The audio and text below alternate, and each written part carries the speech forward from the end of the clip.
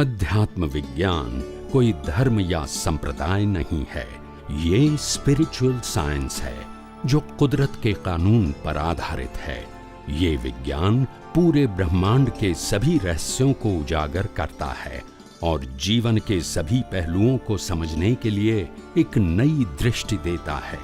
इसी को art of vision कहते हैं, दुनिया को देखने की एक नई दृष्टि, जो अध्यात्म विज्ञानी परम पूज्य स्वामी श्री कमलेशानंद जी के निर्देशन में सनातन सत्य का अनुसंधान कर हमारे जीवन को प्रकाशित करे। जय सच्चिदानंद। तो साइंटिस्ट होते तभी साइंस निकलेगा। साइंस वर्ड नहीं है, साइंस अनुभूति है। क्या है? सिर्फ शब्द नहीं है। चलो भाई, ये साइंस किताबें मैंने पढ़ लिया तो मैं साइंटिस्ट बन गया, ऐसा नहीं होगा। आपके सामने साइंटिस्ट जो अनुभवी है वो सामने चाहिए, एग्जाम्पल के रूप में, तभी वो हर बातों को आप में साइंस बताएगा। क्योंकि जो टीचर है वो तो किताबों की बात करेगा और किताबों के आगे कोई बात ही नहीं करेगा, क्योंकि उनका रेडियस है। रेडियस समझते हैं ना? बस हमारे पास कोई रेडियस नहीं है, अनलिमिटेड रेडियस है। हाँ, इसीलिए किताबों में क्या लिखा वो रेफरेंस नहीं होता है। तो अनुभव बहुत इंपॉर्टेंट चीज है और अनुभव करने के लिए पुरुषार्थ की बहुत आवश्यकता है। और जितने भी महान हो गए, दादा भगवान ने खुद ने भी कहा पुरुषार्थ तो करना ही पड़ेगा, मगर जब अंदर के पुरुषार्थ को समझ में नहीं आया तो फिर बाहर की क्रिया का पुरुषार्थ देना पड़ता है, क्योंकि यही एक सब्स्टिट्यूट है। क्या है? अगर आप अंदर के भगवान को नहीं मानते हैं या नहीं समझ सकते हैं तो बाहर के भगवान को मानना वो आपके लिए बेटर है। अगर वो भी नहीं मानोगे तो आप बिखर जाओगे। तो अंदर का नहीं मानोगे तो बाहर को तो कहेंगे ना कि कम से कम इसको तो मानो, तो कम से कम आपकी भावना अच्छी रहेगी, पाप का डर रहेगा, आप प्रार्थना भी कर सकते हैं, प्रायश्चित भी कर सकते हैं। किसी को मानोगे तो आप समझे ना। तो अंदर का जो परमात्मा है अगर वो नहीं समझ सकते तो कोई बात नहीं, बाहर के भगवान को तो मानो। उसको भी नहीं मानेंगे तो फिर गिर जाओगे। और इसीलिए ज्ञानी पुरुष कहते हैं कि अगर मेरा विज्ञान समझ में नहीं आता है तो कोई बात नहीं, आप रिचुअल्स को फॉलो करो, धीरे धीरे आपको आगे साइंटिस्ट मिल जाएगा जो आगे का रास्ता आपको बताएगा। अभी आपको परिपक्व होने की जरूरत है। तो आप गलत रास्ते पर नहीं हो, रास्ता तो सही है, मगर अगर ये भी नहीं करोगे तो गलत रास्ते पर चल जाओगे। आप समझे? तो ये सब बातें समझने की जरूरत है। और इसीलिए हर व्यक्ति के लिए ज्ञानी ने कहा, कई लोग क्या कहते हैं कि भाई जगत कल्याण यानी सबको मोक्ष में ले जाओ। मैंने बोला ये परिभाषा ही गलत है। जगत कल्याण का मतलब सब मोक्ष में जाए, ये परिभाषा ही गलत है। न कभी हुआ है न कभी होगा। क्या बताया? न कभी हुआ है, सब लोग मोक्ष में गए, और न कभी होगा, जो पॉसिबल ही नहीं है। तो ऐसी डेफिनेशन नहीं होनी चाहिए। लेकिन भाव तो कर सकते हैं ना साहब। दादा ने भी ये जो भाव करना, इसके लिए मैंने मना नहीं किया है, मगर जगत कल्याण की डेफिनेशन हमारे विजन में सही होनी चाहिए। मेरा प्रश्न यहाँ बिल्कुल, है। बिल्कुल, बिल्कुल, भाव करना न करना मैंने नहीं कहा, बिल्कुल, बिल्कुल। मगर जगत कल्याण की सोच जो हमारी नेगेटिव है या तो सही नहीं है, तो उसको सही समझने की जरूरत है। तो जगत कल्याण की जो भावना है वो क्या है? हर व्यक्ति को अपने स्टैंडर्ड से अपग्रेड करो। क्या करो? अगर कोई फर्स्ट स्टैंडर्ड में है तो उसको सेकंड स्टैंडर्ड में लेने की बात करो। अगर कोई फोर्थ स्टैंडर्ड में है तो उसको फिफ्थ स्टैंडर्ड में कैसे आए वैसी बात करो। अगर कोई स्कूल में है तो कॉलेज में कैसे आए वो बात करो। अगर कोई व्यक्ति कॉलेज पढ़ लिया है तो मास्टर डिग्री कैसे प्राप्त करे वो बताओ। अगर कोई ने मास्टर डिग्री प्राप्त कर लिया है तो पीएचडी कैसे होवे वो बताओ। ये पूरी प्रोसेस जगत कल्याण का ही हिस्सा है। मगर हम तो क्या कहेंगे, बाल मंदिर वाला भी पीएचडी हो जाए, सेकंड स्टैंडर्ड वाला भी पीएचडी हो जाए, पॉसिबल है? नहीं है। तो प्रोसेस की बात है। क्या है? तो आपका विजन प्रैक्टिकल होना चाहिए। कई लोग हमको ये व्यवहार का प्रश्न पूछते हैं तो भी मैं उत्तर देता हूँ, क्योंकि उसको आगे ले जाना है। क्या जहाँ से भी क्या करना है, आगे ले जाना है। कोई कहता है कि मैं जैन हूँ और हर रोज पूजा पाठ करता हूँ, हर रोज सामायिक प्रतिकोण करता हूँ स्वामी जी, तो इसके बारे में आपकी क्या सोच है? तो मैंने बोला कोई बात नहीं, आप जो करते हैं वो गलत नहीं है, मगर आप कर्ता भाव से करोगे तो पुण्य होगा, अकर्ता भाव से करोगे तो मोक्ष होगा। अभी चॉइस आपकी है। नहीं समझ में आया? समझ में आया कि नहीं? वही चीज कर्ता भाव से करोगे तो पुण्य होगा, अकर्ता भाव से करो तो मोक्ष होगा। चॉइस आपकी है, इसमें गलत सही का प्रश्न नहीं है। तो ये समझने की बात है। क्या है? यहाँ क्रियाकांड को करना न करना, बदलना, ये सब्जेक्ट ही नहीं है। इसीलिए मैंने ये पूरे साइंस को कहा है आर्ट ऑफ विजन। क्या कहा है? आर्ट ऑफ एक्शन नहीं, आर्ट ऑफ स्पीच नहीं, आर्ट ऑफ थॉट नहीं, आर्ट ऑफ विजन, दृष्टि। दादा भगवान बड़ौदा में उनका निवास स्थान था मामा की पोल में, रावपुरा एरिया, और वो पूरी पोल जैनों की बस्ती वाली थी। क्या थी? जैनों की बस्ती। सब जैन घर थे। 300 का मतलब 300 हाउस नहीं, एक हाउस में 4 लोग रहते थे अलग अलग फ्लोर पे। पहले जमाने में तो यही था ना, ग्राउंड फ्लोर पे अलग, फर्स्ट फ्लोर पे अलग, सेकंड फ्लोर पे अलग, थर्ड फ्लोर पे अलग, ऐसे ही रहते थे ना लोग। तो पहले सबका अपना मकान नहीं था। तो ऐसे 300 घर जैनों के थे और 2 जैन मंदिर आज भी उपलब्ध है। ऐसी पोल में दादा भगवान रहते थे, किराए के मकान पे। क्या बताए? किराए के। लास्ट मोमेंट तक वो किराए के मकान में रहा, लास्ट मोमेंट तक तो वो रहते थे। तो दादा भगवान को मिलने के लिए तो बहुत सारे महात्मा बाहर से आते थे, अलग अलग जगह से आते थे, अलग अलग गांव और शहर से आते थे, विदेश से भी आते थे। तो कहीं लोकल लोग सोचने लगे कि दादा ये मामा की पोल है, इसमें 300 जैन घर हैं, इनमें से कोई क्यों नहीं आता है? तो दादा भगवान ने कहा ये सब जो लोग हैं वो धर्म में अंध बन गए। धर्मांध समझते हैं ना? धर्मांध बन गए। उसकी सब विंडो क्लोज हो गई। विंडो समझते हैं? विंडो का मतलब होता है ओपननेस। अगर वो बंद कर दिया तो क्या होगा? फिर विजन कैसा हो गया आपका? मेरे को ज्ञान चाहिए अनलिमिटेड, मगर मेरा विजन कैसा रहेगा? लिमिटेड। तो फिर क्या होगा? हो सकता है।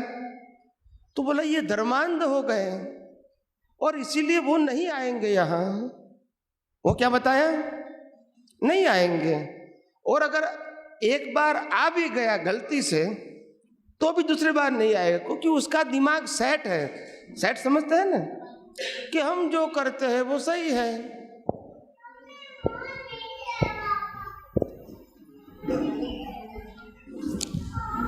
तो कहने का मतलब ये है, और इसीलिए कोई भी अनुभवी पुरुष किसी को फोर्स नहीं करता है। क्या नहीं करता है? और किसी को फोर्स करेगा वो अनुभवी हो सकता नहीं है। अनुभवी ज्ञानी पुरुष ही ऐसा है जो मुक्त रहता है और दूसरे को मुक्त।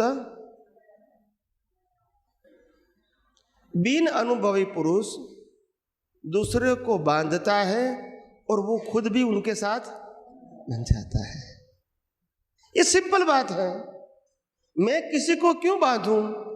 अगर मेरे को मुक्ति की अनुभूति करनी है तो बांधने की क्या जरूरत है? आप गाइड बनो, गुरु मत बनो। क्या बताया? कई लोग कहते कि स्वामी जी आपके कितने शिष्य हैं?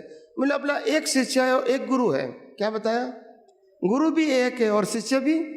तो बोला ऐसा कैसे हो सकता है? गुरु एक हो सकता है, शिष्य कैसे एक हो सकता है? तो बोला ये मन वचन काया मेरा शिष्य है और ये आत्मा है वो मेरा गुरु है। नहीं समझ में आया? बस बाकी सब शिष्य नहीं है, बाकी सबको जो आता है मेरे पास उसको मैं गाइड करता हूं, मगर मैं उसको मुक्त रखता हूं। क्या रखता हूं? क्योंकि मैं मुक्त रहना चाहता हूं। आप समझे ना? तो सिंपल बात है, ये कुदरत का कानून है। एक व्यक्ति दूसरे व्यक्ति को कैसे भी करके बांधेगा नीति नियमों से, वो खुद मुक्त नहीं हो सकता। तो ये सब बातें समझने की जरूरत है।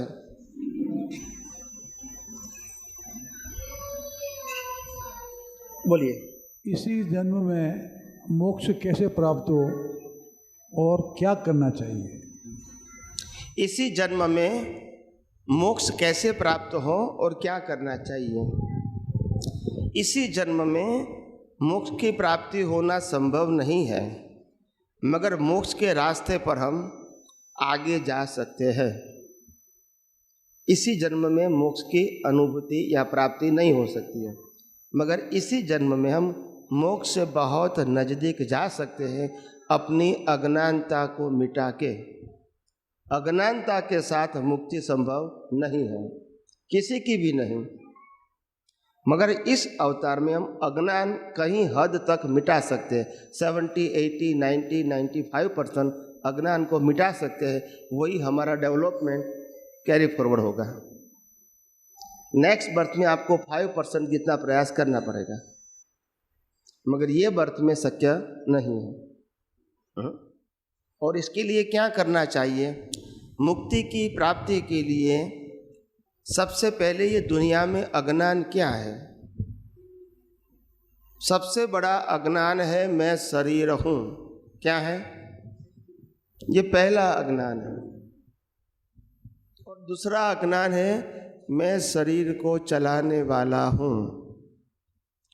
शरीर से जो भुगतान होती है वो मेरे को होती है। ये दूसरा अज्ञान है। समझ में आया? ये दो बड़ा अज्ञान है, तभी तो राग द्वेष होते हैं, तभी तो क्रोध मान माया लोभ होता है। अगर ये अज्ञान निकल गया तो मुक्ति का मार्ग आसान हो गया। तो पहला अज्ञान क्या है? मैं शरीर हूँ। वो मिटाने के लिए मैं शुद्धात्मा हूँ वो समझना पड़ेगा। और समझने के बाद हर अवस्था में लक्ष्य में रखना पड़ेगा। अभी लक्ष्य में रहता है मैं शरीर हूँ, मैं नामधारी हूँ, मेरा ये स्टेटस है, वो लक्ष्य में रहता है। तो वो लक्ष्य में रहेगा, वहाँ तक तो राग द्वेष होगा।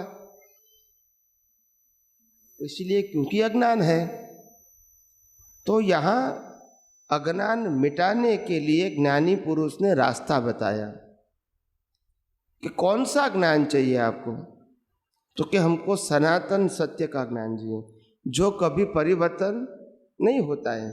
जो ज्ञान बार बार परिवर्तन होता है वो शुभाशुभ हो सकता है। क्या बताया? इनसे अंतिम सत्य की अनुभूति नहीं हो सकती है, क्योंकि ज्ञान ही टेम्पररी है, ज्ञान ही रिलेटिव सत्य है। तो अज्ञान निकालने के लिए हमको सनातन सत्य चाहिए। क्या चाहिए? तो सनातन सत्य कौन सा है? अगर मैं शरीर हूँ, ये अज्ञान है, तो उनके पीछे सनातन सत्य क्या है? मैं शुद्ध आत्मा हूँ। वो कभी परिवर्तन होगा नहीं, वो कभी नाश होगा नहीं। बस इसका तो नाश होगा कि नहीं होगा? होगा। बस तो पहला अज्ञान निकालो कि मैं मन वचन काया से मुक्त ऐसा शुद्ध आत्मा हूँ। वो हर परिस्थिति में लक्ष्य में रखने का है। क्या करना है? लक्ष्य में रखना। बस पहला अज्ञान निकालने का रास्ता। दूसरा अज्ञान है मैं मन वचन काया को चलाने वाला हूँ और मन वचन काया से जो भुगतान होती है वो मेरे को होती है, तो ये भी अज्ञान है। तो ये अज्ञान कैसे निकलेगा? क्योंकि मैं तो शुद्धात्मा हूँ, वो विज्ञान मिल गया। तो फिर मन वचन क्या काया क्या है? तो कि मन वचन काया वो कुदरती रचना है, मन वचन काया को चलाने वाला कुदरत है, और मन वचन काया से जो भुगतान होता है वो भी भुगतान करने वाला मन वचन काया ही है, मैं नहीं हूँ। बराबर। तो मन वचन काया से भुगतान होती है वो कुदरती रचना है। क्या है? कुदरती रचना। किसी ने बनाया नहीं है, हमारे कर्मों के फल स्वरूप ये संजोग बने। बराबर। तो 3 बात ध्यान में रखने का, मन वचन काया को बनाने वाला कुदरत, चलाने वाला कुदरत, और इसका एंड लाने वाला भी कुदरत है। समझ में आ गया? बराबर। ये दोनों ज्ञान हर अवस्था में जागृति के रूप में, विजन के रूप में हाजिर होना चाहिए।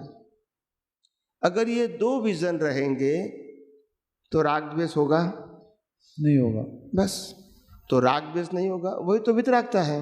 और क्या चाहिए हमको? बराबर। कल एक महात्मा बोलते थे कि स्वामी जी मंदिर बनाने से तो मोक्ष मिलेगा या तीर्थंकर मिलेगा। मैंने बोला मंदिर बनाए या ना बनाए उससे मुक्ति से क्या संबंध है? वो व्यवहार सत्य हो सकता है। क्या हो सकता है? पाप और पुण्य का कारण हो सकता है, उसमें मना नहीं करता हूँ। उसको मुक्ति के साथ मत जोड़ो, फिर लोग मिसगाइड होते हैं। क्या होते हैं? मिसगाइड। आप समझे? कई लोग कहते हैं स्वामी जी आप टेम्पल क्यों नहीं बनाते? मैंने बोला एक तो टेम्पल बना हुआ है, दूसरा बना के क्या करूँगा? ये कुदरत ने तो इतना बड़ा टेम्पल बनाया है जिसमें मंदिर में भगवान है, लाइव गॉड है। क्या है? दूसरे टेम्पल की क्या जरूरत है? तो बोला नहीं, लोग तो बनाते हैं तो आपको बनाना चाहिए ना। मेरे को देखो, राम ने एक भी मंदिर बनाया था? नहीं। कृष्ण ने एक भी मंदिर बनाया था? नहीं। 24 तीर्थंकरों में से किसी ने भी मंदिर बनाया था? नहीं। तो फिर मैं क्या उससे आगे जाना चाहता हूँ? बोलते नहीं है। नहीं। तो समझने की जरूरत है। व्यवहार से समाज में लोग बनाए, सामाजिक व्यवहार के लिए, धार्मिक व्यवहार के लिए, वो बराबर है, वो गलत नहीं है। आप इसको मुक्ति के मार्ग से मत जोड़ो। मेरा कहने का मतलब ये है, मंदिर बनाना या मंदिर में जाना वो गलत नहीं है, वो व्यवहार सत्य है। क्या है? इसको सनातन सत्य से मत जोड़ो। यही तो सबसे बड़ा कंफ्यूजन है। आज पूरे विश्व में इतने भेद बन गए धर्मों में, क्यों बन गए? समाज सत्य से। समाज सत्य से। क्या समझे? व्यवहार सत्य से। व्यवहार सत्य से।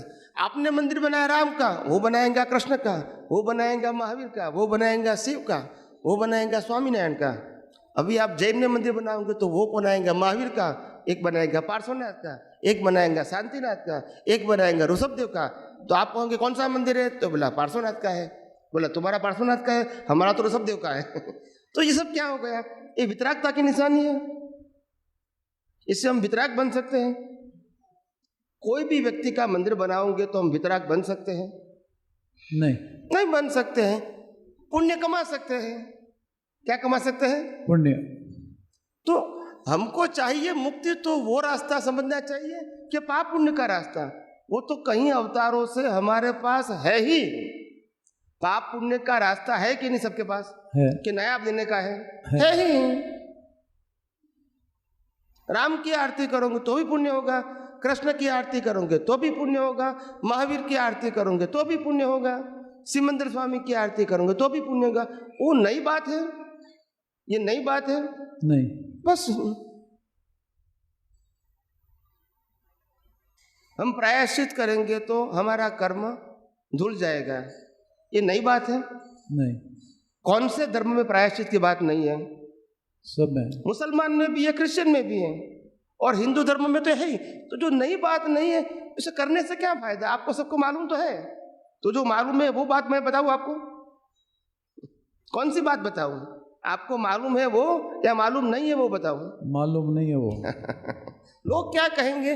स्वामी जी ये बात तो हमने पहली बार सुनी, तो मैंने बोला वही तो बताने के लिए आया हूँ, जो सुनी है तो मेरे को देने की जरूरत क्या है, वो तो है ही। बराबर वो बताने की जरूरत नहीं है।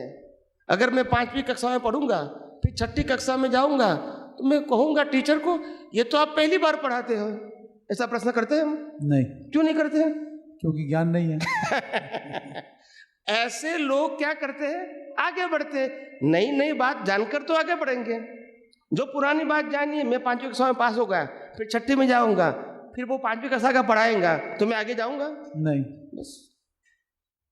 तो इतनी सिंपल बात भी आम लोगों को समझ में नहीं आती है, क्योंकि उनकी मैच्योरिटी है वो बच्चे जैसी है। क्या है? बच्चे जैसे। मैच्योरिटी कैसी है? ब्रॉड विजन से सोचने की उनका विजन नहीं है।